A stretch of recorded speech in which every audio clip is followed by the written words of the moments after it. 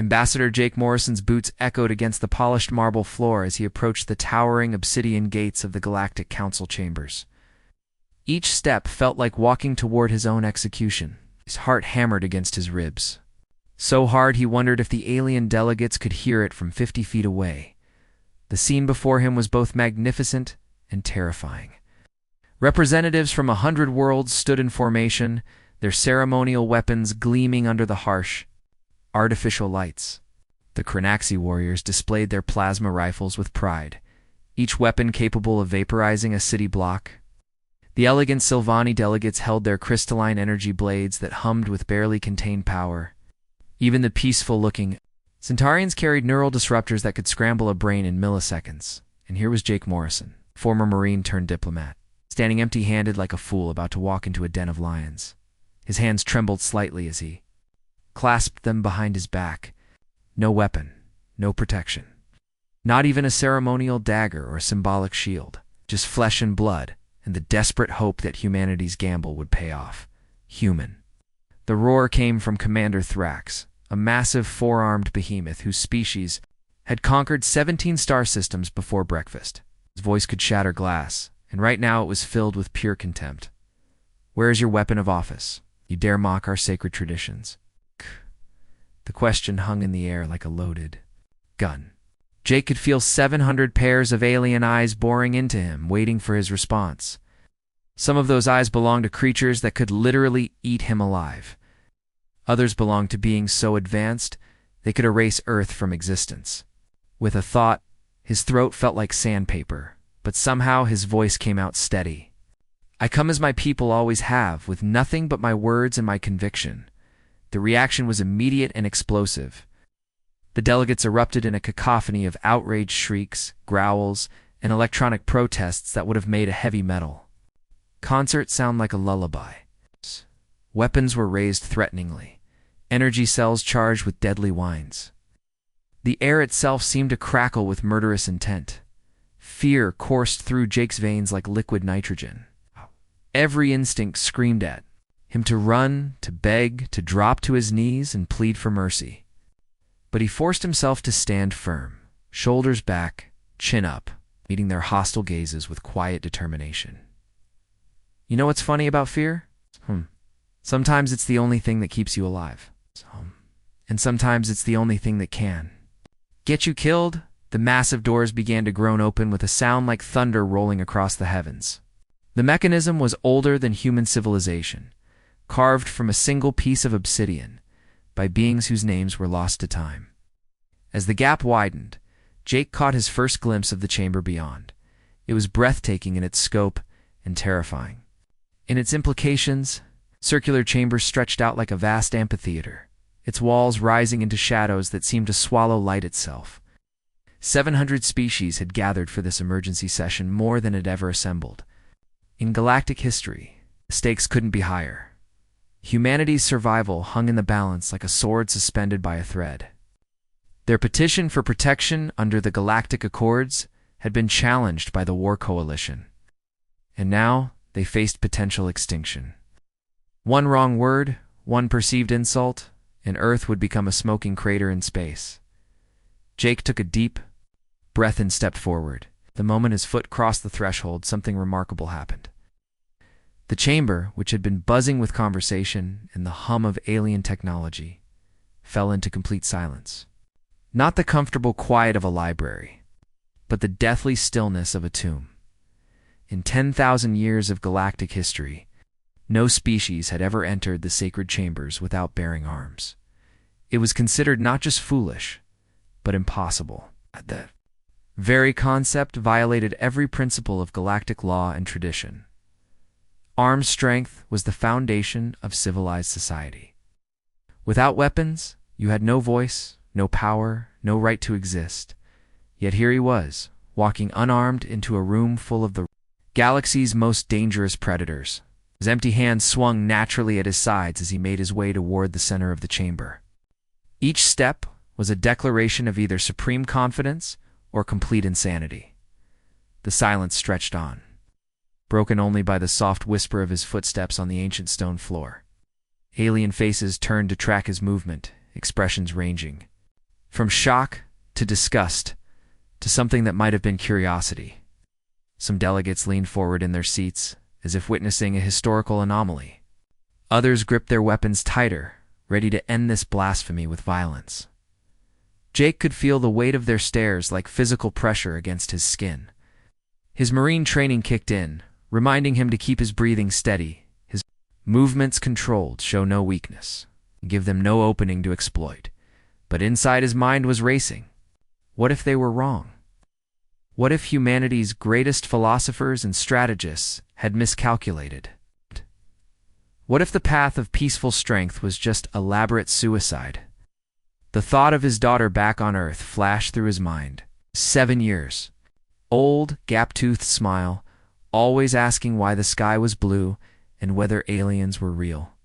She'd never know her father died trying to save her world. She'd never know that he walked into this chamber carrying nothing but hope and the desperate belief that sometimes the strongest thing you can do is refuse to be afraid. As he reached the center of the chamber, Jake turned slowly to face the assembled delegates. The silence was so complete, he could hear his own heartbeat. 700 civilizations, each one capable of destroying Earth without breaking a sweat, waited to see what the unarmed human would do next. The moment stretched.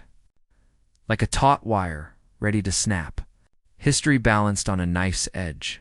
Out. And Jake Morrison, former Marine from Detroit, out, stood at the center of it all with nothing but his empty hands and an impossible dream. What happened next would determine whether humanity lived to see another. Sunrise Aura became just another cautionary tale in the galaxy's long memory. Just like compound interest grows slowly at first, but then explodes into massive wealth. Sometimes the smallest acts of courage can snowball into world-changing moments. Speaking of compound growth, you won't believe what I discovered about the hidden power that's been building wealth for centuries. Click the video on your screen to see how ordinary people are using this ancient principle to transform their lives completely. The council chamber's atmosphere crackled with barely contained violence as Jake took his position at the center of the vast amphitheater. The air itself seemed alive with menace, thick enough to cut with a knife. Above him, representatives from across the galaxy leaned forward like hungry wolves circling wounded prey, their weapons gleaming under the harsh artificial lights that cast everything in stark, unforgiving shadows. Jake's mouth went dry as he realized the full scope of what he was facing. This wasn't just a diplomatic meeting, it was a gladiatorial arena where words could kill just as effectively as any blade. The circular chamber stretched up into darkness, tier upon tier of alien faces staring down at him with expressions ranging from contempt to barely restrained bloodlust. This is an insult. The voice that shattered the tense silence belonged to Warlord Brutus, whose massive frame dominated the eastern gallery. His species had evolved from predators so successful they'd driven every other life form on their homeworld extinct. Now his 8-foot frame was covered in ceremonial battle axes, each one a trophy from a conquered world. For 10 millennia, every species has understood the fundamental lonely the armed may speak. Without weapons, you have no voice, no power, no right to exist. The warlord's words hit Jake like physical blows. 10,000 years of galactic tradition, and here he was trying to overturn it all with nothing but audacity and hope. The weight of that history pressed down on him. Like a mountain, the chamber exploded in agreement. It was like watching a dam burst. Suddenly every delegate was on their feet. Weapons raised, voices raised, the very foundations of the ancient building seeming to shake with their fury, energy cells charged with deadly whines that made Jake's teeth ache. Plasma rifles hummed to life. Neural disruptors created an electromagnetic field so intense his hair stood on end. Jake felt sweat beading on his forehead as hundreds of alien eyes fixed on him with predatory hunger. Some of those eyes belonged to creatures that hunted in packs across frozen moons. Others belonged to beings that could process information at the speed of light and calculate 1,000 ways to kill him before he could blink. But here's the thing about being completely outnumbered and outgunned. Sometimes it gives you a strange kind of clarity. When you have nothing left to lose, you find strength you never knew you had. The humans show contempt for our ways. The voice belonged to Queen Prime Zelax, her insectoid form rising like a nightmare from the lower galleries. Her mandibles clicked with rage, creating a sound like machine gun fire. They believe themselves above the sacred balance of force that maintains order. They mock the very foundations of civilization. Her words triggered another wave of outrage. Jake watched in fascination and terror as weapon systems he couldn't even identify began powering up around the chamber. The crystalline collective's energy matrices started to glow with lethal beauty. The Void Hunter's shadow weapons seemed to eat light itself. Even the peaceful-looking Botanical Federation revealed thorns that dripped with toxins capable of killing. A blue whale. Jake's hands trembled slightly, but he kept them at his sides. Every instinct screamed at him to reach for a weapon, to grab something, anything, to defend himself. But that would be admitting defeat before the battle even began. "Honored delegates," he said, his voice somehow carrying clearly through the U.S. chaos, "I ask you to consider this. What if the greatest weapon isn't the one you carry, but the one you choose to set aside?" The response was immediate and terrifying. Roars of fury shook the chamber like an earthquake. The sound was so intense that ancient dust fell from the ceiling like snow. Energy weapons powered up with deadly whines that made the air itself vibrate. The temperature in the chamber seemed to drop 10 degrees as alien metabolism shifted into combat mode, riddles and weakness.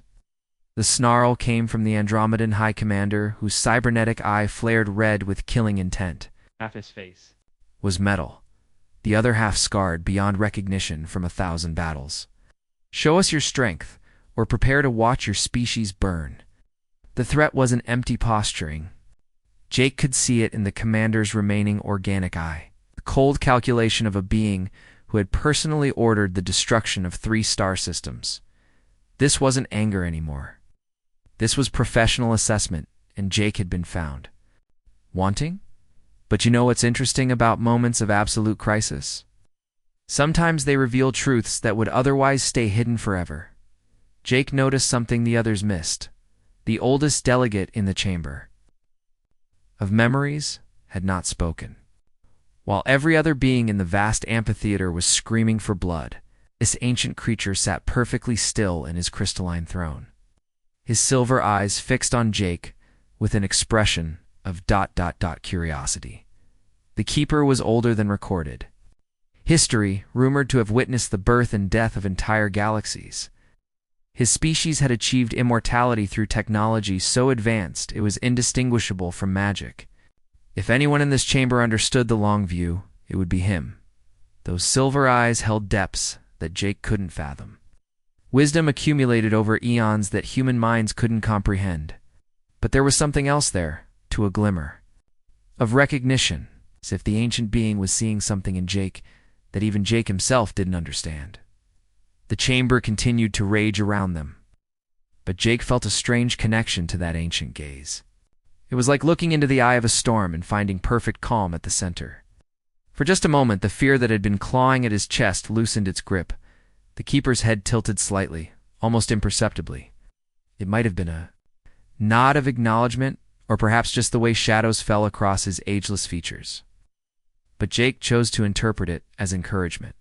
The weapons around the chamber reached full charge.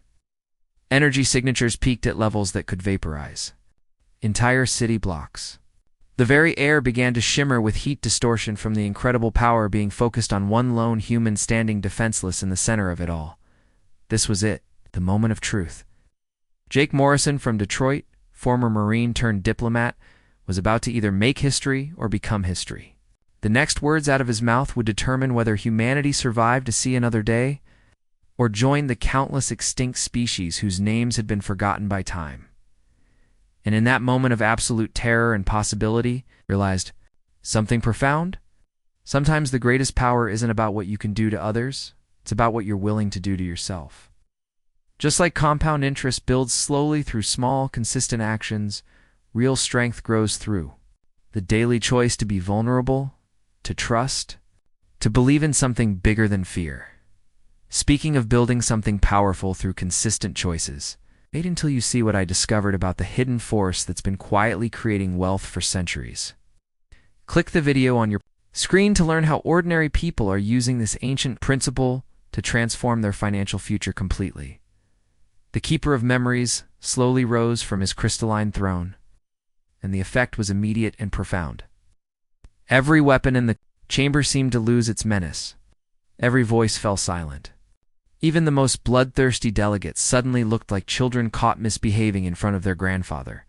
His ancient voice cut through the chamber's chaos, like a blade through silk, but it wasn't the sharpness that commanded attention. It was the weight of absolute authority earned through eons of existence. The sight of him standing sent a chill through Jake's spine that had nothing to do with fear and everything to do with awe. This being had witnessed the rise and fall of entire civilizations. He had seen stars born and die. He had watched species reach for the heavens only to fall back into the darkness of their own making. When he spoke, it was with the voice of history itself. I have seen empires built on the foundation of their greatest weapons, the Keeper intoned, his voice carrying the weight of eons like a river carries stones. Each word seemed to resonate not just in the air, but in the very bones of everyone present.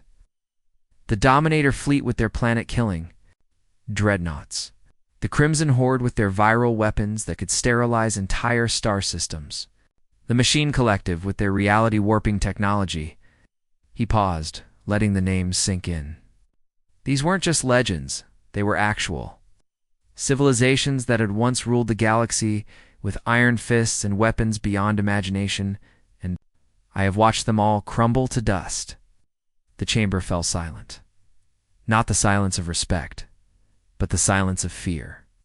Even the most aggressive delegates deferred to the Keeper's terrible wisdom. Jake could see it in their faces, the sudden realization that their own mighty civilizations might be nothing more than footnotes in this ancient being's memory. You know what's fascinating about true power?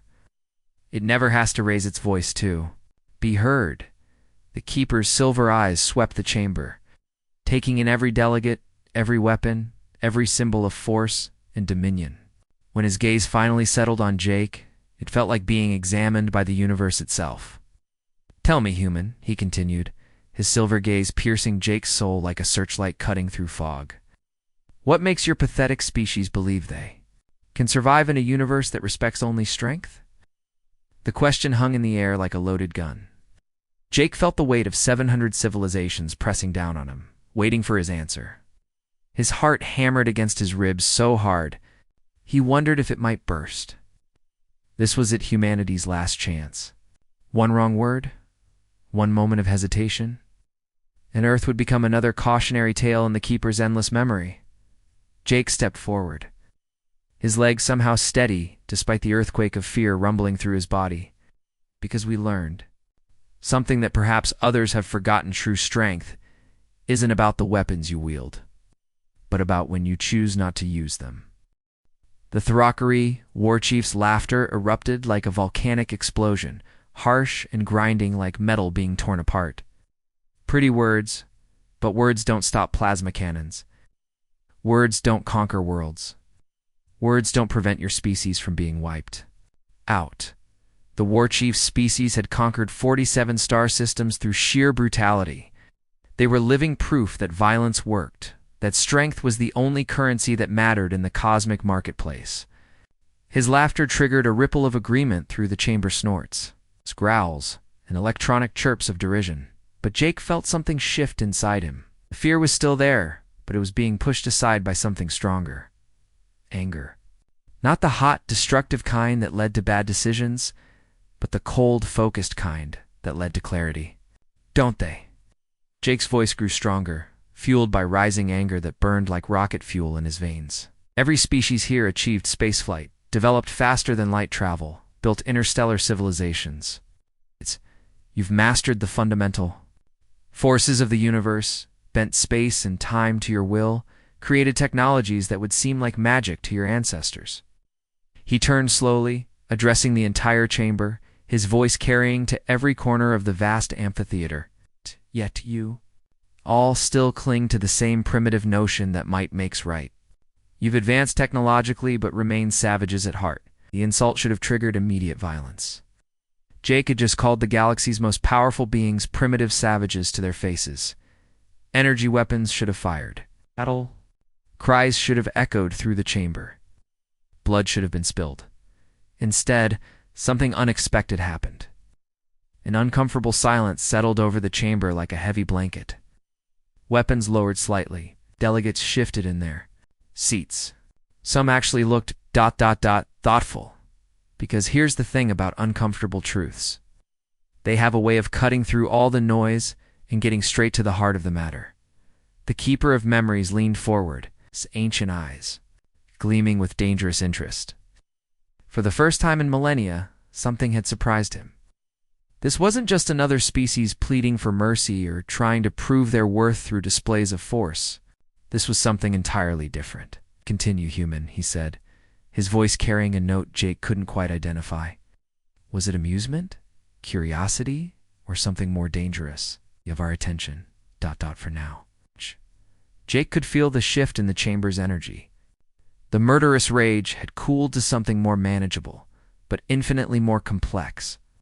He had their attention, but attention was a double-edged sword.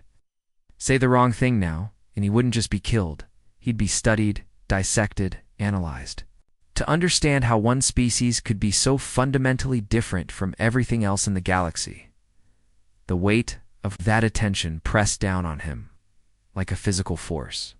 700 civilizations, each one a master of their own domain, were waiting to hear what came next. The ancient keeper, who had seen the rise and fall of empires, was watching him with those silver eyes that seemed to see through time itself. Jake's next words would either open a door to a new kind of galactic civilization or slam it shut forever. The choice was his, and his alone. But that's the beautiful thing about moments of absolute pressure. They reveal who you really are underneath all the fear and pretense. Slight compound interest reveals the true power of patience and consistency. Over time, real character reveals itself when everything is on the line. Speaking of revealing hidden power, you won't believe what I discovered about the ancient principle that's been quietly building wealth for centuries. Click the video on your screen to see how ordinary people are using this time-tested strategy to transform their financial future completely. "Very well," declared the Serpentine Chancellor, his scaled form uncoiling from the shadows like a nightmare-given flesh. His forked tongue flicked out, tasting the air with deadly intent, sampling the fear that hung thick as smoke. In the chamber, if humans claim such enlightenment, let them prove it. We invoke the trial of resolve. The words hit Jake like a physical blow. Around the chamber, a collective gasp echoed from 700 throats, creating a sound like wind rushing through a graveyard. Jake felt his blood turn to ice water in his veins. The trial of resolve wasn't just a test, it was a death sentence wrapped in ceremony. The trial was ancient, brutal, and often lethal. It had been used only 17 times in galactic history, and only 3 species had ever survived it. Others had been marked for extermination, their worlds turned to glass, their names erased from existence. One mistake, and humanity would join that list of forgotten civilizations. The Keeper of Memories nodded gravely, silver eyes reflecting the chamber's harsh lights like mirrors of fate. The trial is simple, human. You will face 3 challenges, each designed to test your species' supposed superiority. Fail any one, and humanity dies screaming. The casual way he said it made Jake's stomach drop. This wasn't theater or intimidation. It was a simple statement of fact, delivered with the weight of absolute authority. The Keeper had watched species rise and fall for eons. To him, humanity was just another data point in the endless equation of survival. Holographic displays materialized around the chamber's center with ominous hums that made Jake's teeth ache. The technology was so advanced it seemed to bend reality itself, creating 3-dimensional scenarios that looked more real than reality. The first display showed a tactical scenario that made Jake's heart sink: a human colony under savage attack by raiders. The second displayed a diplomatic crisis spiraling toward war, with casualty projections that climbed into the millions. The third remained obscured, waiting like a loaded gun pointed at humanity's future. For the first challenge, announced Warlord Brutus, his weapons gleaming with anticipation like a predator's teeth. "You must save your colony. But you cannot use weapons, cannot call for military aid, and cannot flee. Show us how you're enlightened." Species would handle real danger? The restrictions were impossible. Jake stared at the holographic display, his mind racing against time that seemed to be slipping away like sand through his fingers. The colony was outnumbered 10-1 with no apparent advantages. Families huddled in shelters while raiders with superior firepower closed in from all sides. Every conventional military solution was forbidden by the trial's rules. The assembled delegates watched with predatory excitement, certain they were witnessing humanity's inevitable slaughter. Jake could see it in their faces, the eager anticipation of beings who had conquered through force and couldn't conceive of any other way to survive. But here's the thing about impossible situations. Sometimes they force you to think in ways you never imagined possible. Jake studied the tactical display more carefully, his marine training kicking in despite the terror clawing at his chest. Years of combat experience had taught him to look beyond the obvious, to find advantages where others saw only defeat. The colony looked helpless, but appearances could be deceiving. The raiders weren't just attacking randomly, they were following a specific pattern, targeting the colony's infrastructure in a methodical way. Their ships were older models, patched, and repaired countless times. Their formations suggested desperation rather than confidence. Understanding dawned like sunrise breaking through storm clouds. This wasn't just a military scenario, it was a puzzle disguised as a battlefield. The key wasn't in the weapons or tactics, but in understanding what the raiders really wanted. His hands moved across the holographic interface with growing confidence, manipulating the display to reveal information that others had overlooked. The colony's agricultural systems, their terraforming technology, their water purification plants, all things that raiders wouldn't typically target unless they had a specific need. "I accept the challenge," Jake said, his voice steady despite the terror that still clawed at his chest like a living thing. "But I suspect you won't like my solution." The chamber erupted in confused murmurs. Delegates leaned forward in their seats, straining to see what the human was doing. Some looked genuinely puzzled, others openly skeptical. A few seemed almost offended that he would dare to sound confident when facing impossible odds. Jake's fingers danced across the holographic controls, implementing a strategy that would have been considered madness by any military commander in the galaxy. Instead of preparing defenses or calling for evacuation, he was doing something that made no tactical sense whatsoever. He was opening communication channels, not to military command or neighboring systems, but to the raiders themselves. The delegates watched in stunned silence as Jake's strategy unfolded before their eyes like a flower blooming in fast forward. What he was proposing went against every principle of warfare they had ever learned. The Serpentine Chancellor's forked tongue flicked out nervously. "What is the human doing? This makes no sense." But the Keeper of Memories remained perfectly still, his ancient eyes fixed on the display with laser-like focus. Something in his expression suggested he was beginning to understand what Jake was attempting on. The implications were staggering. The holographic scenario played out in real time, showing the colony's response to Jake's unconventional orders. Instead of raising shields or charging weapons, they were broadcasting something that made the attacking raiders pause in confusion. The tension in the chamber was thick enough to cut with a knife. Ow. 700 civilizations held their breath as they watched a strategy that defied everything they thought they knew about conflict resolution. Jake's next move would either prove humanity's worth or seal their doom forever. The outcome hung in the balance like a coin spinning in the air, and everyone in the chamber knew that when it landed, the galaxy would never be the same. Just like compound interest starts small, but grows into something powerful through consistent application, sometimes the most revolutionary ideas seem impossible until someone proves they work. Speaking of revolutionary ideas that transform everything, wait until you see what I discovered about the ancient wealth-building principle that's been hiding in plain sight for centuries. Click the video on your screen to learn how ordinary, People are using this time-tested strategy to create extraordinary financial results. Jake's solution was brilliant in its simplicity. The kind of breakthrough that makes you slap your forehead and wonder why nobody thought of it before.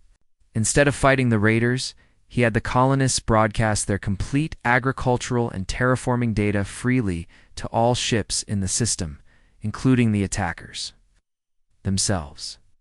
The information flowed through space like digital rain, containing decades of hard-won knowledge about soil composition, atmospheric processing, and sustainable farming techniques. The effect was immediate and stunning. Within hours, the raiding fleet had ceased their assault and requested permission to establish a trade agreement. Ow. The weapons that had been primed to destroy became silent. The ships that had come to conquer began transmitting requests for peaceful contact. Impossible, snarled the Thrakery war chief, his weapons trembling with rage that bordered on apoplexy. His forearms twitched with the urge to strike something, anything, to make sense of what he was witnessing. Raiders don't negotiate. They take what they want by force. This violates every principle of warfare. The war chief's species had built their entire civilization on the concept of taking resources. Through superior firepower, to see raiders suddenly acting like diplomats was like watching gravity reverse itself, challenged everything they thought they knew about the universe. These weren't raiders, Jake explained, his confidence growing with each word as the pieces of the puzzle fell into place. They were desperate colonists from a dying world. Their crops were failing, their terraforming equipment was breaking down, and their people were starving. They attacked because they thought it was their only option, take what others had, or watch their children die. The chamber stirred with uncomfortable murmurs. The concept of desperation driving violence wasn't foreign to them, but the idea of solving it through sharing rather than superior force was revolutionary. Once we gave them what they actually needed, the knowledge to save their own people, the violence became unnecessary, Jake continued. They didn't want to be raiders. They wanted to be farmers, engineers, parents, watching their children grow up on a world that could sustain them. You know what's funny about human nature?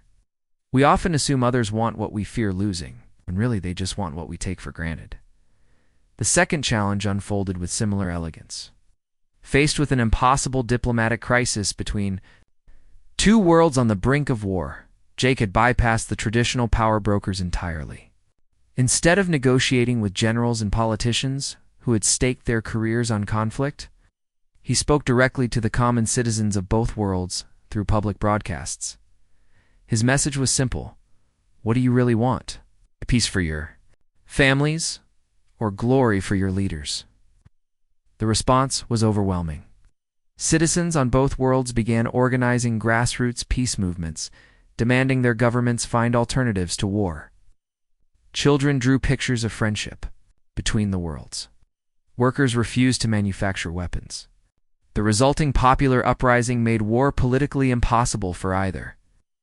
Government, the delegates watched these scenarios unfold with growing bewilderment. Some looked genuinely confused, as if Jake was speaking a language they couldn't understand. Others seemed almost offended that such simple solutions could work when their complex military strategies had failed. As the third challenge materialized, the Keeper of Memories stood once more. His ancient form cast long shadows across the chamber floor, and when he spoke, his voice carried the weight of millennia. The final test requires no scenario, human. It is simply this: convince us that your way is truly superior to ours. This was it. No holographic displays, no tactical scenarios, no predetermined outcomes. Just Jake, standing alone in the center of the chamber, facing 700 civilizations that had built their power on the threat of violence. Jake looked around the chamber, really seeing it for the first time.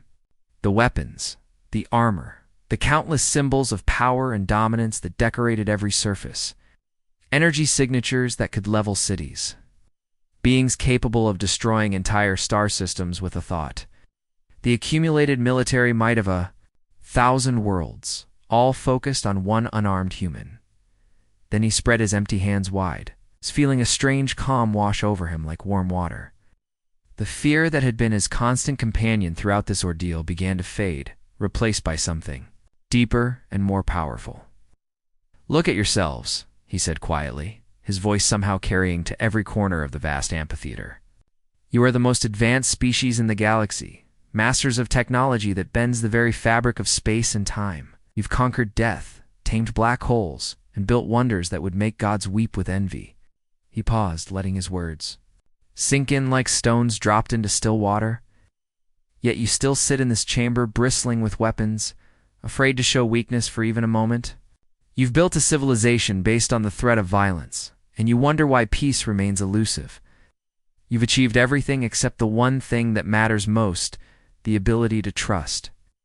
The chamber erupted in heated debate. Voices rose.